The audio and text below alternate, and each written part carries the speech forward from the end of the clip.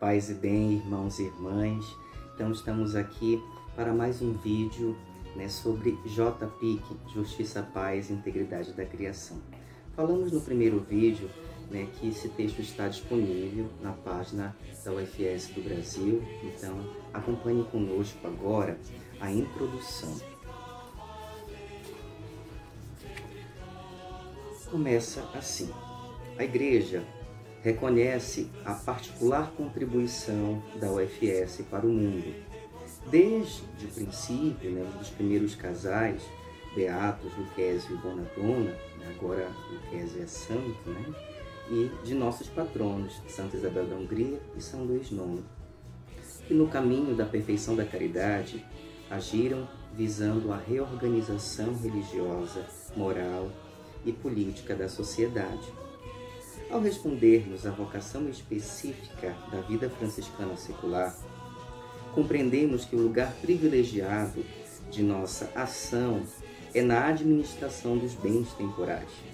Desse modo, na justiça, na paz e na integridade da criação está a base de nossa identidade franciscana e atividade apostólica.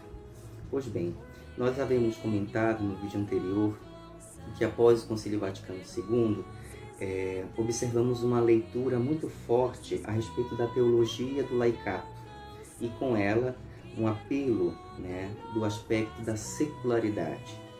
Justamente foi por meio deste contexto que nós observamos uma mudança, inclusive no nosso nome, que passou a se chamar Ordem Franciscana Secular. Então, o aspecto da secularidade, da dimensão dos bens temporais, do século, como um espaço teológico de ação, de missão e da vocação do leigo, é acentuada na nossa vida e na nossa regra. O segundo parágrafo aqui da introdução diz o seguinte: tal convicção se consolidou no Concílio Vaticano II, como eu havia comentado ainda há pouco, é o 21º Concílio Ecumênico da Igreja Católica, um acontecimento marcante de reflexão da Igreja sobre si mesma e sobre as suas relações com o mundo. A partir de então, podemos dizer que a Sagrada Escritura, como centralidade da Palavra de Deus, foi observada como fundamento privilegiado da teologia e da vida cristã. E essa centralidade da Palavra de Deus e da espiritualidade bíblica que dela deriva, levou a Igreja a dirigir o olhar cada vez mais claramente para o mundo e para a história. Assim, se expressa de fato, desde o início do seu proêmio, a Constituição Pastoral Gaudium et Spes, dedicada ao tema da Igreja no mundo contemporâneo. Então, desta encíclica, nós podemos citar aqui um parágrafo que diz o seguinte: as alegrias e as esperanças, as tristezas e as angústias dos homens de hoje, sobretudo dos pobres e de todos aqueles que sofrem, são também as alegrias e as esperanças, as tristezas e as angústias dos discípulos de Cristo. E não há realidade alguma verdadeiramente humana que não encontre eco no seu coração.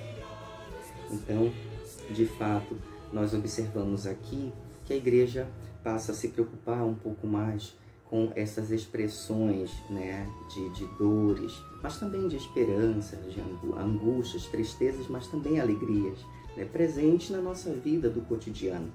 E que isto está presente na vida, portanto, dos nossos irmãos mais pobres, mais vulneráveis, mas também em nós, cristãos, batizados, leigos e leigas, todos os sujeitos eclesiais. E isso encontra eco no nosso coração. Ou seja, isso deve nos sensibilizar, nos envolver a ir ao encontro desses irmãos, a ser uma igreja em saída. É o que muito tem se falado no magistério do Papa Francisco. A doutrina conciliar deu origem às múltiplas reflexões teológicas ulteriores, que realçaram mais vivamente o fato de que a promoção da justiça faz parte integrante do Evangelho. E por isso, o discurso do Papa Paulo VI, no encerramento da segunda Assembleia Ordinária do Sínodo dos Bispos, em 6 de novembro de 1971, que teve como tema a justiça ao mundo contemporâneo, nos afirma o seguinte: o amor cristão ao próximo e a justiça não podem separar-se. O amor implica, de fato, uma absoluta exigência da justiça, que consiste no reconhecimento da dignidade e dos direitos do próximo. A justiça, por sua vez, alcança sua plenitude interior somente no amor. Ora, se cada homem é realmente imagem visível de Deus, invisível, e irmão de Cristo, o cristão encontra o mesmo Deus e a sua exigência absoluta de justiça e de amor em cada um dos homens. Então, de fato, nós sabemos que a fé sem obras é morta, que quem ama a Deus e não ama o seu irmão, então existe aí um paradoxo muito grande. Um mandamento ele é condicionante do outro, amar a Deus sobre todas as coisas e ao próximo como a si mesmo.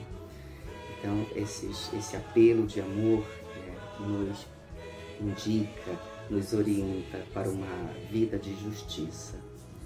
E aqui a gente também compreende a justiça e o amor no campo macro, inclusive o que envolve as realidades temporais, a justiça social, a transformação social.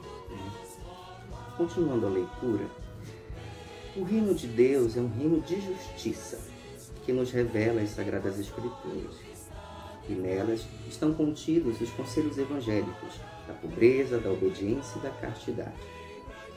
Todos estes, observados por São Francisco de Assis, sobretudo, nos chama a atenção à pobreza, um dos elementos constituintes do reino e do carisma franciscano. Sobre ela, o discurso do Papa Paulo VI para a peregrinação internacional da Terceira Ordem Franciscana, em 71, afirma que a Igreja espera de nós, irmãos e irmãs da penitência, atualmente denominados Ordem Franciscana Secular, um testemunho de confiança na pobreza. Forte, A pobreza pregada por Cristo, professada por São Francisco de Assis e acolhida por nós, como uma virtude específica de participação no carisma. Esse discurso paulino considera que a pobreza é um nome controverso, mesmo nas páginas do Evangelho, no sentido de que são chamados bem-aventurados os pobres. No entanto, os ouvintes do próprio Evangelho são pressionados para ajudá-los e libertá-los da angústia e do sofrimento da pobreza como condição de justiça. Na contemporaneidade, o mundo ainda está dividido entre uma variante da pobreza e da riqueza social, econômica e sociológica. Por isso, perguntamos: onde colocar a pobreza?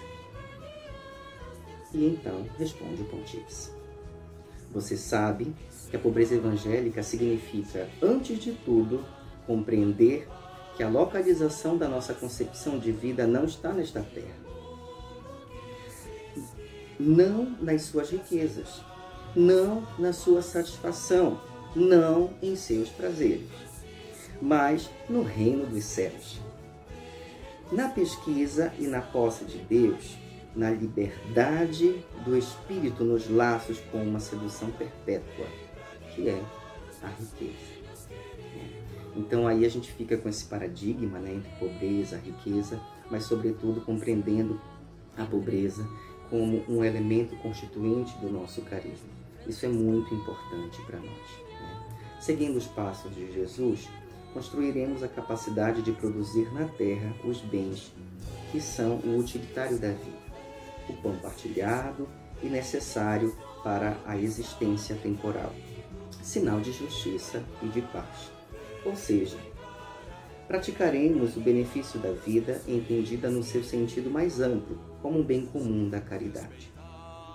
Esta, por sua vez, nos conduzirá particularmente a nós, franciscanos e franciscanas seculares, para a administração justa dos bens temporais.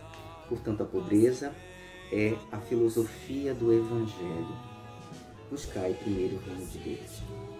O espírito de pobreza e de amor, portanto, é a glória e o sinal da Igreja de Cristo. Sem esta pobreza não há justiça. Muito bem.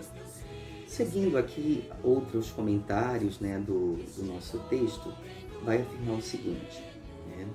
A Ordem Franciscana Secular ganhou um novo impulso com a nossa regra renovada pelo Papa Paulo VI, em 24 de junho de 1978.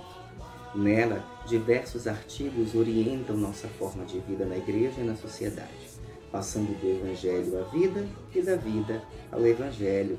É o artigo 4º da nossa regra, né? E no desapego e no uso, um justo relacionamento com os bens temporais, significando as próprias exigências materiais. Assim, no espírito das bem-aventuranças, purificar o coração de toda inclinação e avidez de posse e de dominação. Sem falar ainda nos artigos da regra 15, que aborda o tema da justiça, o artigo da regra 17 fala sobre a promoção da paz e o 18 sobre a integridade da criação. Estes artigos, esses 3 últimos artigos, o 15, o 17 e o 18, nós iremos abordar um pouco mais à frente. Tá? Então, de fato, nos apresenta essa introdução, né?